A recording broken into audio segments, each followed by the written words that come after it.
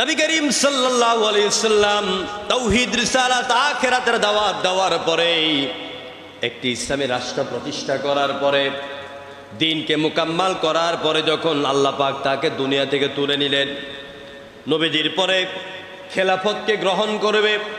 আল্লাহ নবী এক জুমার ভাষণে তিনি বক্তব্যের ভিতরে ইঙ্গিত দিয়া গেলেন, আজও যারা মদিনায় মসজিদে নববীতে যাবেন তারা দেখবেন বাবু সালাম ঠিক আমার এইরকম বাম পাশে বাবু সালাম, যে দরজা দিয়ে লোকেরা সোজা নবীজির রওজা মোবারকে সালাম দিতে ঢুকে ওইটাকে বলা হয় বাবু সালাম। ঠিক এটার পাশেই যে দরজা রয়েছে, দুইটা দরজা, ওই দরজার নাম হলো বাবে আবি বকর। জুমার বক্তৃতায় আল্লাহ নবী সাল্লাল্লাহু আলাইহি সাল্লাম বক্তব্য দিতে গিয়ে বলছেন, ও আমার সাহাবীরা, আমার ইন্তেকালের পরে মসজিদে নববীর সব দুয়ার বন্ধ হয়ে যাবে, কিন্তু আমার আবু বকরের দরওয়াজা খোলা থাকবে। কারণ ওই দরজা বরাবর সাইয়েদনা আবু বকরের বাড়ি ছিল। সুবহানাল্লাহ। এর দ্বারা ইঙ্গিত হলো আমি নবীজির ইন্তেকালের পরে খেলাফতের নবুয়তের পরে খেলাফতের যুগ শুরু হয়ে যাবে, আর খেলাফতের প্রথম দায়িত্ব পালন করবে আমার প্রিয় বন্ধু, আমার প্রিয় সহচর আবু বকর। দরজা খোলা থাকবে মানে আমার আবু বকর খেলাফতের আসনে বসবে। আল্লাহু আকবার। এই কথা কারো বুঝতে বাকি রইল না। পরবর্তীতে যখন সাহাবায়ে কেরাম শুরা করলেন, পরামর্শ করলেন, সবাই পরামর্শের ভিত্তিতেই হযরত আবু বকরকেই খলিফা হিসেবে নির্বাচন করে দিলেন। সুবহানাল্লাহ। নবীজির কথাও রইল, আবার সাহাবীদের গণতান্ত্রিক পদ্ধতিও প্রস্ফুটিত হইল, রাজতন্ত্র প্রতিষ্ঠিত হয় নাই। হযরত আবু বকর 10 বছর পর্যন্ত খেলাফতের দায়িত্ব পালন করেছেন। এরপরে আবু বকর ইন্তেকালের পরে ওমর খেলাফতের দায়িত্বে এলেন। দায়িত্বে আসার পরে 12 বছর 6 মাস পর্যন্ত হযরত ওমর দায়িত্ব পালন করেন। তারপর হযরত ওমর যখন আততায়ী দ্বারা শহীদ হয়ে গেলেন, ওসমান খেলাফতের দায়িত্বে এলেন। হযরত ওসমান খেলাফতের দায়িত্ব আসার পর থেকে শুরু হয়ে গেল খেলাফতের ভাঙ্গন কিভাবে হবে। এক গোষ্ঠী, এক দল মুনাফিক মার্কা মুসলমানেরা এই খেলাফতের মসনদকে ভাঙ্গার জন্য বিভিন্ন ষড়যন্ত্র করা শুরু করে দিল। একজনের নাম ছিল আব্দুল্লাহ ইবনে সাবাব। এই লোকটার নেতৃত্বে হযরত ওসমানের বিরুদ্ধে বিভিন্ন ধরনের ষড়যন্ত্রমূলক কথা শুরু হয়ে গেল, বিচার ব্যবস্থা নিয়ে কথা শুরু হয়ে গেল। হযরত ওসমান রাদিয়াল্লাহু তাআলা আনহুর ইন্তেকালের পরে ষড়যন্ত্র চতুর্দিকে ছড়িয়ে পড়ল। হযরত আলীকে যখন খেলাফতের দায়িত্ব দেওয়া হলো, হযরত আলী বৃহত্তর স্বার্থেই তিনি এই খেলাফতের মসনদকে তিনি কুফার মধ্যে স্থানান্তরিত করলেন। হযরত আলী ইন্তেকালের পরেই এবার দায়িত্ব এসে গেল হযরত হাসানের উপরে। হাসান মাত্র কয়েকদিন দায়িত্ব পালন করার পরে দায়িত্ব চলে এলো হযরত মুয়াবিয়ার উপরে। হযরত মুয়াবিয়ার অনেক মর্যাদা। মুয়াবিয়াকে কেউ কখনো গালি দিবেন না, কারণ তিনি জলিলুল কদর সাহাবী। হযরত মুয়াবিয়া ছিলেন কাতেবে ওহী, এবং মুয়াবিয়ার আরেকটা পরিচয় হলো তিনি আল্লাহ নবীর শ্যালক ছিলেন। সুবহানাল্লাহ।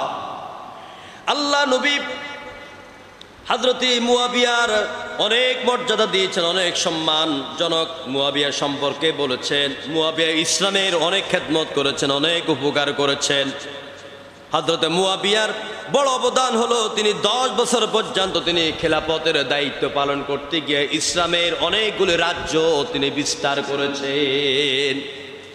যখন মুয়াবিয়ার জীবনের শেষ পর্যায়ে চলে আসে, তখন মুয়াবিয়ার পাশে থাকা তার রাজ্যের কিছু মন্ত্রী পরিষদ মুয়াবিয়ার চোখে ভালো হওয়ার জন্য কুপরামর্শ দিতে লাগলো।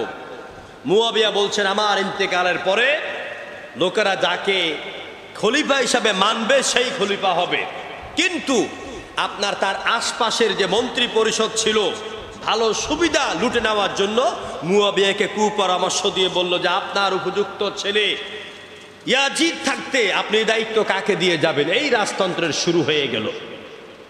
পৃথিবীতে ক্ষমতা চলবে 4 প্রকারে। 1 নম্বর হচ্ছে নবুয়ত, 2 নম্বরে খেলাফত, 3 নম্বরে রাজতন্ত্র, 4 নম্বরে স্বৈরতন্ত্র।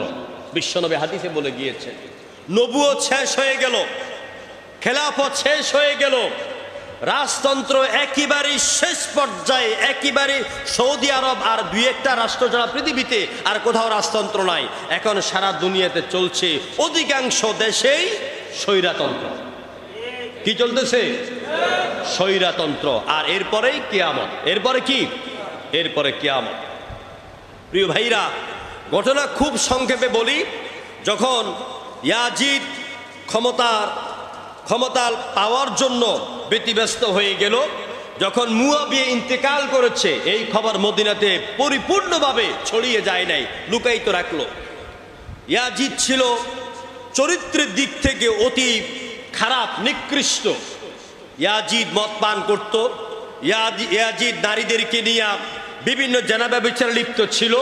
ইয়াজিদ এমন কোনো খারাপ কাজ না যা সে করে নাই। এরকম ব্যক্তি যখন খেলাফতের আপনার মুসলমানদের দায়িত্ব নেওয়ার জন্য যখন হযরত হুসাইন রাদিয়াল্লাহু তাআলা আনহুর মতন ব্যক্তি, আল্লাহ নবী রক্ত জীবিত আছে, তখন এখানে অন্য কোনো স্বৈরতন্ত্র, অন্য কোনো শক্তি যখন, ইসলাম বিরোধী শক্তি যখন আপনার দায়িত্ব নেওয়ার জন্য হযরত হুসাইনকে বাধ্য করতে এসেছিল, হযরত হুসাইন রাদিয়াল্লাহু তাআলা আনহু বলেছেন আমার শরীরে রয়েছে বিশ্বনবী মুহাম্মদ রাসূলুল্লাহ রক্ত, আমার শরীরে রয়েছে হযরত আলী রক্ত, আমার শরীরে রয়েছে জান্নাতি রমণী আমার মা ফাতেমার রক্ত। সুতরাং আমি সত্য, আমি হক, আমি ইসলাম, আমি কখনো বাতিলের কাছে মাথা নত করতে পারি না। প্রিয় ভাইরা, কারবালার ঘটনা আর অন্য কোনো কারণে নয়। যখন হযরত হুসাইন রাদিয়াল্লাহু তাআলা আনহু তিনি ইয়াজিদের খুতবা দিচ্ছিলেন না, ইয়াজিদের হাতে বায়াত গ্রহণ করছেন না, ইয়াজিদের কাছে তিনি শপথ গ্রহণ করছেন না, ইয়াজিদের নেতৃত্ব যখন তিনি মেনে নিচ্ছিলেন না, তখন ইয়াজিদ কর্তৃক তার সমস্ত মন্ত্রী পরিষদ, বিভিন্ন গভর্নরদের প্রতি আইন জারি করে দিলেন হুসাইনকে কিভাবে কাবু করা যায়। হযরত হুসাইন রাদিয়াল্লাহু তাআলা আনহু আব্দুল্লাহ ইবনে জুবাইর সহ একদল সাহাবীকে যখন ডেকে পাঠিয়েছিল মদিনায়, যে অমুক মদিনার যে আপনার প্রেসিডেন্টের যে কার্যালয় আছে ওইটার পেছনে তোমাদেরকে ডাকা হয়েছে। হযরত হুসাইন রাদিয়াল্লাহু তাআলা আনহু হযরতে আব্দুল্লাহ ইবনে জুবাইর সহ তারা পরামর্শ করলো যে আমাদেরকে ওখানে ডাকার কারণটা কি, নিশ্চয়ই এখানে কোনো কিছু লুকায়িত আছে। হযরত হুসাইন বুঝে ফেলছেন এবং তিনি বলছেন যে আমরা একা একা 4-5 জন যাওয়া ওখানে ঠিক হবে না। তখন তারা বিরাট একটা যুবকদের একটা কাফেলা তৈরি করলেন, বললেন তোমরা বাহিরে থাকবে, আমরা ভিতরে যাব। ভিতরে যাবার পর ঠিকই হযরত হুসাইনকে বলছে আপনাকে ইয়াজিদের হাতে শপথ গ্রহণ করতে হবে, তার নেতৃত্বকে আপনি মেনে নিতে হবে। হযরত হুসাইন রাদিয়াল্লাহু তাআলা আনহু তিনি সেখান থেকে কৌশলে বের হয়ে এলেন। তিনি বলছেন যে আমি তো নবীজির নাতি, আমি তো হযরত আলীর সন্তান, আমার মতন ব্যক্তি চুপিসারি ইয়াজিদের নেতৃত্ব গ্রহণ করা তো ঠিক না। তোমরা সব লোকজনদেরকে ডাকো, আমি তাদের সামনে কি করব পরে আমি বলবো। এই কথা বলার পরে সেখান থেকে বের হয়ে আসেন। আসার পরে তারা তার নেতৃত্ব মানবেন না, সেখান থেকে তারা মক্কার অভিমুখে রওনা হলেন পরিবার পরিজন নিয়ে। 40 জন পুরুষ নিয়ে আর 32 জন নর নারী নিয়ে, মোট 72 জন লোক নিয়ে যখন মক্কা এলেন, মক্কায় আসার পর আব্দুল্লাহ ইবনে জুবাইর সহ অন্যান্য সাহাবীরা বারবার বলছেন হে হুসাইন, হে আমাদের নবী রক্ত, এখন শুধু আপনি তো আমাদের কাছে আছেন, আপনি এই মুহূর্তে কুফায় যাওয়া ঠিক হবে না। তিনি বলছেন কুফাবাসী আমাকে বারবার চিঠি দিচ্ছে, আমি যদি ওখানে যাই তারা আমাকে খলিফা হিসেবে মানবে, আমি সেখানে আল্লাহ পাকের আইনকে সেখানে আমি কায়েম করব। সবাই নিষেধ করার পরও হযরত হুসাইন বলছে হয় আমি ওখানে যাব, জীবন দিব, আর নতুবা আমি এখানে থেকে আমি ইয়াজিদের নেতৃত্বকে প্রত্যাখ্যান করতে গেলে আমার মৃত্যু হব। সুতরাং আমি এখানে মরবো না, আমি লড়াই করে কাফেরের সাথে আমি মরতে চাই। প্রিয় ভাইয়েরা, হযরত হুসাইন রাদিয়াল্লাহু তাআলা আনহু তিনি তার স্ত্রী দুগ্ধপুষ্য সন্তানদেরকে নিয়ে 32 জন নারী পুরো আপনার 32 জন নারী আর শিশু সন্তানদেরকে নিয়ে কুফার দিকে রওনা হলেন। আর 40 জন পুরুষকে সাথে নিয়ে তিনি গেলেন। যাবার পরে কুফার মধ্যে যাওয়ার সাথে সাথেই তাকে আবু উবাইদুল্লাহ ইবনে জিয়াদ কর্তৃক কুফার গভর্নর তাকে চতুর্দিক থেকে গ্রেপ্তার করে ফেলল। অনেক ঘটনা, এক পর্যায়ে অনেক কথোপকথনের পরে হযরতে হুসাইন রাদিয়াল্লাহু তাআলা আনহু তিনি বলেছেন যে তোমরা আমাকে ছেড়ে দাও, হয়তো আমাকে মদিনা যাওয়ার সুযোগ করে দাও, নতুবা তোমরা আমাকে অন্য কোনো রাষ্ট্রে চলে যাওয়ার সুযোগ করে দাও, নতুবা আমাকে সরাসরি ইয়াজিদের সাথে কথা বলার সুযোগ করে দাও। ওবায়দুল্লাহ ইবনে জিয়াদ তিনি কোনো কথাই মানলেন না। তিনি চতুর্দিককে গ্রেপ্তার করে ফেললেন হযরত হুসাইনকে। আপনার হুসাইন এর সাথে 40 জন পুরুষ, 32 জন নারী আর শিশু সন্তান, এই 72 জন লোকদেরকে মারার জন্য তিনি 6000 সৈন্যকে চারদিকে পাঠিয়ে দিলেন। 6000 সৈন্য লাগে 72 জনকে মারার জন্য। 6000 সৈন্য তাদেরকে গ্রেপ্তার করে ফেলল। আর এক পর্যায়ে যখন তিনি ফোরাত নদীর কাছাকাছি একটি তাঁবু তিনি গাড়লেন, সেখানেও তারা সৈন্যকে সেখানে তারা লেলিয়ে দিল। হযরত হুসাইন সহ সবাইকে যখন বন্দি করে ফেললো, বন্দি করার পরে এবার হুসাইনের সাথে যারা আছে, হযরত হুসাইন রাদিয়াল্লাহু তাআলা আনহু তিনি বলছেন, হে আমার পুরুষ ভাইরা, তোমরা মদিনায় চলে যাও, তোমাদেরকে ইয়াজিদ কিছুই করবে না, তোমরা চলে যাও। আমি নবীর নাতি, আমার শরীরে ইসলামের সত্য রক্ত আছে, আমি ইয়াজিদের কাছে মাথা নত করব না, ওরা আমাকে পেলেই সন্তুষ্ট, তোমরা চলে যাও। ওই 40 জন বীর মুজাহিদ বলেছে, ওগো আল্লাহ নবীর নাতি হুসাইন, আপনাকে যদি আমরা ইয়াজিদের শত্রু বাহিনীর কাছে, ইয়াজিদের কাছে একা একা রেখে যাই, আমরা সহি সালামতে মদিনায় চলে যাই, আর আপনি যদি শহীদ হয়ে যান, কিয়ামতের দিন আল্লাহ নবী সাল্লাল্লাহু আলাইহি ওয়াসাল্লামের সামনে যখন হাসরের ময়দানে দাঁড়াবো, আল্লাহ নবী যদি তিনি আমাদেরকে প্রশ্ন করেন, আমার নাতিকে একা একা রেখে তোমরা চলে গেছো কেন, সেদিন নবীর কাছে আমরা কি জবাব দেব? এই জন্য হযরত হুসাইন কি একা রেখে কে মদিনায় যান নাই। মুহূর্তের ভিতরে যখন 8 তারিখ মুহররমের 8 তারিখ রাত্রেবেলা ওরা ঘোষণা দিল আগামীকাল সকালে যুদ্ধ হবে, হযরত হুসাইন খবর পাঠিয়ে দিলেন, আমাদেরকে একটা রাত্রি সময় দাও, আমরা আল্লাহর সাথে একটু সংযোগ করে নেই, আল্লাহর কাছে আমরা তওবা করে নেই এবং আল্লাহর সাথে একটু কথা বলে নেই। এভাবে তখন তারা একদিনের সময় দিল। এরপরে আপনার 9 তারিখ 10 তারিখ সকালবেলা শুরু হয়ে গেল যুদ্ধ। মুহররমের 10 তারিখে জোহর নামাজের আসার আগেই 40 জন দিনের মুজাহিদকে তারা শহীদ করে দিল। এখন আর বাকি রইল মাত্র হযরত হুসাইন রাদিয়াল্লাহু তাআলা আনহু। হযরত হুসাইন তিনি তাঁবুর দিকে ফিরে এলেন, এসে তার স্ত্রীকে ডাক দিয়ে বলেন, স্ত্রী এবং অন্যান্য দিনের মুজাহিদ, আমার বোনেরা যারা আছো, আমাকে ক্ষমা করে দাও, আমি আল্লাহর রাহে চলে যাচ্ছি। হযরত হুসাইনের স্ত্রী বলল, স্বামী, আমি আপনাকে জিহাদের ময়দানে যাবার জন্য কোনো বাধা দেব না, আপনি চলে যান, তবে যাবার আগে একটা আবেদন করি, আমার দুগ্ধপুষ্ট সন্তান আসগর আলীকে একটু পানি পান করাইয়া নিয়ে দেন। হযরত হুসাইন শিশু আসগরকে এইভাবে 2 হাতের মধ্যে তুলে ফোরাত নদীর আব্দুল ইবনে জিয়াদের সামনে, ইয়াজিদের সৈন্যদের সামনে বাচ্চাকে 2 হাতের উপরে তুলে বলছে, ও সৈন্যরা, আমার সাথে তোমাদের শত্রুতা আছে, এই দুধের সন্তানের সাথে তোমাদের কোনো শত্রুতা নাই, আমার এই সন্তানটি পানির তৃষ্ণায় মারা যাচ্ছে, ওরে একটু পানি দাও। ওই ইয়াজিদের বাহিনী এত নিষ্ঠুর ছিল, ওরা পানির বদলে কচি বুকের দিকে লক্ষ্য করে তীর ছুঁড়ে দিল। হযরত আসগরের বুক দিয়া, ছোট্ট দুধের বাচ্চার বুক দিয়া তীরটা ঢুকে পিঠ দিয়া বের হয়ে গেল। হযরত হুসাইনের 2 হাত রক্তে রঞ্জিত হয়ে গেল। দুধের বাচ্চাকে হাতের কোলে করে স্ত্রীর কাছে এসে বলছে, স্ত্রী, আমার আসগরকে আমি কিয়ামত পর্যন্ত পানি পান করে এনেছি, আর কোনোদিন পানি তৃষ্ণা ধরবে না।